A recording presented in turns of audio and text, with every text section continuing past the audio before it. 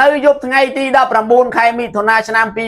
2025តាមរយៈ Facebook ផ្លូវការសម្ដេចបវរធិបតីហ៊ុនម៉ាណែតបានថ្លែងនៅនេះថា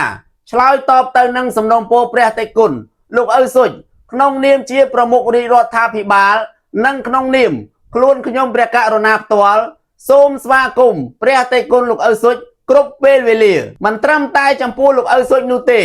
បើសិនជាមានព្រះតេគុណព្រះថេរានុថេរៈអង្គណាឬប្រជាពលរដ្ឋខ្មែរណាម្នាក់រងទទួលនឹងការរើសអើងការមាក់ងាយដោយសារតែខ្លួនជាខ្មែរ